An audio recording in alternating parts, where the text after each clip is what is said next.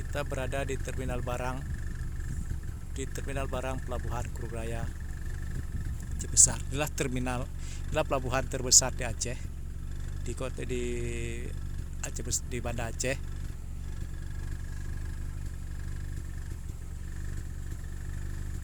Ini terminal barangnya, tempat ditumpuknya peti-peti kemas. Ini peti kemas SPIL, ini kita nggak tahu peti kemas apa nih, Spilco ini. Banyak sekali ditumpuk di sini. Isinya kita tidak tahu apa nih. Dan di ujung sana sebanyak peti kemas, dan ada sebuah mesin pengepakan, sebuah tower itu untuk pengepakan semen Padang. Nanti sebentar Padang akan pengepakan.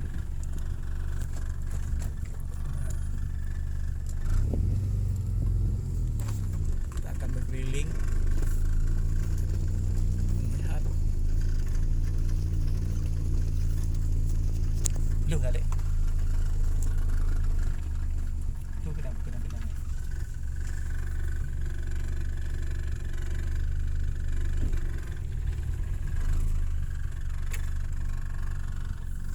Dan itu adalah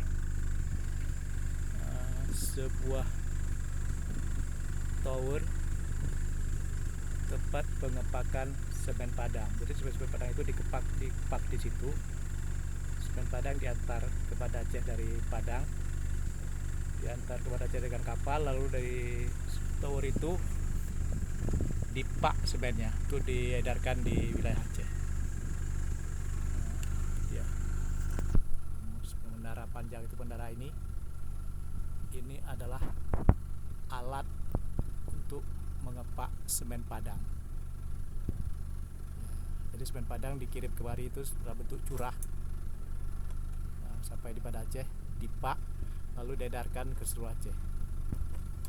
Ini pelabuhan peti kemasnya, peti kemas Pelabuhan Kurung Raya. Ini split, peti kemas split, disusun tinggi-tinggi 4 susun, tapi nggak tahu kita ini isinya apa, sudah lama ini.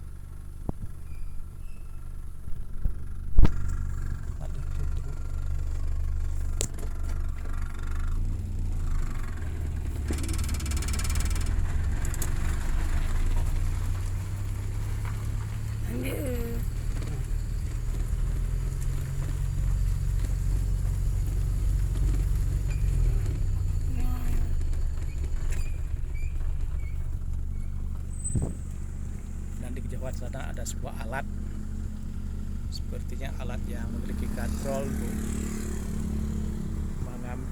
mengangkut barang-barang seperti apa nih, seperti peti kemas ini, alat pengangkut peti kemas di sana. Sebuah alat di ujung dermaga, alat pengangkut peti kemas.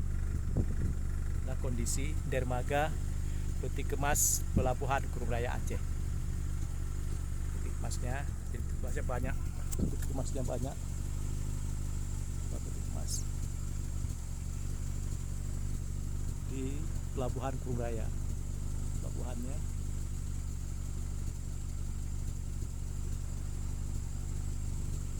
ini berada di sebuah teluk yang namanya Teluk Lamreh di Kurung Raya, 35 km di timur Banda Aceh.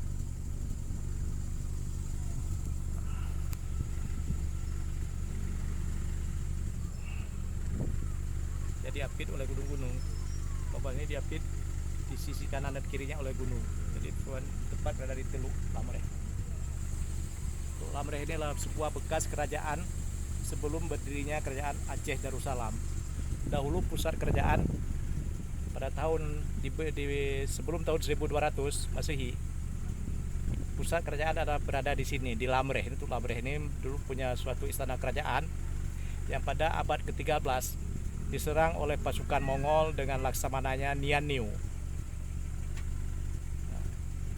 Pasukan Mongol kalah, laksamana Nian New ditawan oleh pasukan Aceh, ditawan oleh Merah Johan yang kemudian menjadi Sultan Aceh pertama. Merah Johan sendiri dikirim oleh Sultan Paseh untuk menghadapi pasukan Mongol, untuk bantu kerajaan Lamreh menghadapi pasukan Mongol dengan dibantu oleh seorang ulama dengan pasukannya 300 orang, Syekh Abdullah Kan'an. Jadi pasukan Syekh Abdullah Kan'an dengan panglimanya Merah Johan melawan pasukan Mongol. Kapal-kapal pasukan Mongol di bawah pimpinan Laksamana Niannio, Laksamana wanita, seorang Laksamana wanita Niannio. Jadi kemudian pasukan Mongol kalah, Niannio-nya ditawat. Kerajaan Lamreh kemudian dilebur menjadi ke dalam kerajaan Aceh Darussalam yang berpusat di Kampung Pandi, Banda Aceh.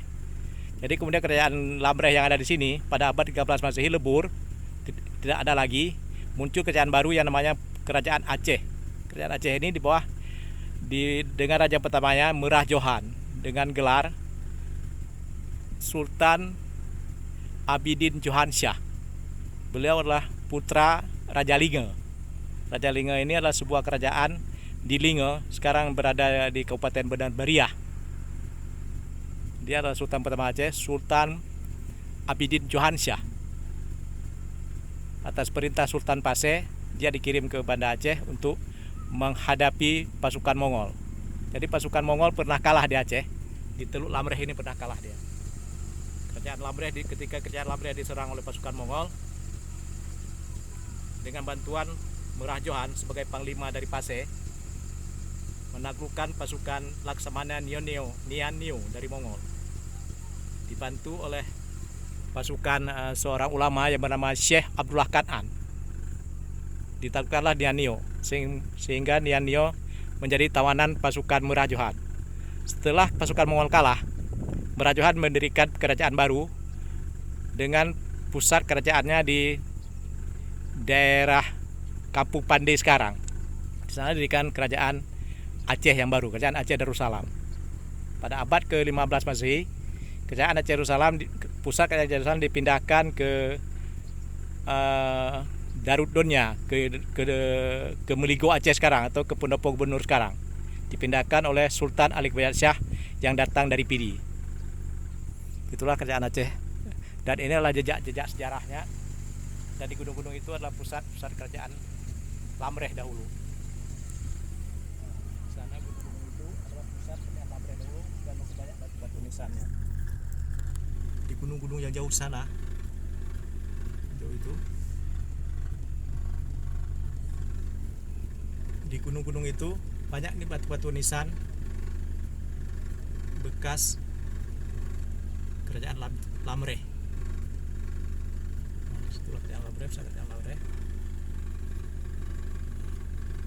Dan ini sekarang sudah menjadi pelabuhan. Pusat kerajaan Lamreh ini sekarang sudah menjadi pelabuhan Krung Raya. Dan itu kantor pelabuhannya PT Pelindo 1. Bisa lihat sekarang ada peti kemasnya.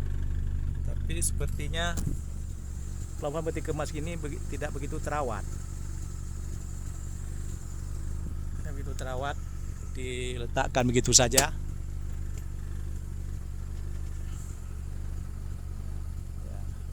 Lihat teluknya. Coba teluk dah. Meter ber. Kita akan lihat teluk. Meter ni ber.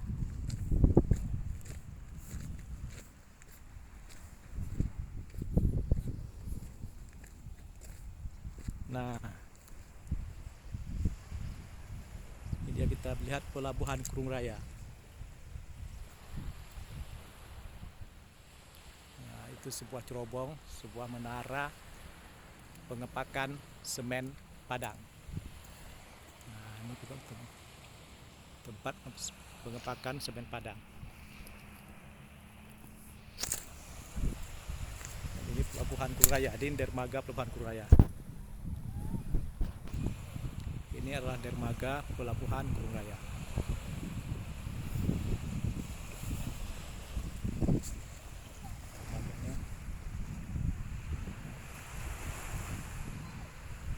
Di kejauhan ada kapal-kapal tuh. Nampak sebuah teluk nih. Jadi nampak sekali pelabuhan ini diapit oleh gunung-gunung. Jadi ini teluk sebenarnya, Teluk Lamreh. sebagai dahulunya pada sebelum abad ke-13 ini adalah pusat kerajaan Lamreh atau kerajaan Lamuri. Orang Cina menyebutnya Lamri. Nah, orang Aceh menyebutnya Lamreh. Di Indonesia kan menjadi kerajaan Lamuri. Inilah pusat kerajaannya. Dan ini teluknya, Teluk Lamreh. Pada masa kerajaan Lamuri dahulu, Teluk Lamreh ini adalah pusat armada lautnya kerajaan Lamuri. Inilah.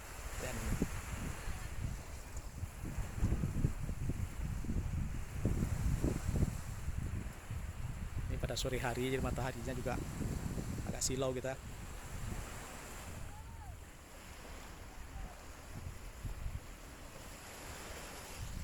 Ya.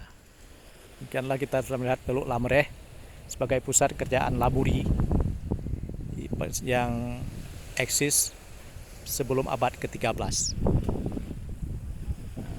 Jangan lupa saudara like dan subscribe agar kita dapat membuat video-video selanjutnya tentang berbagai sejarah di Aceh.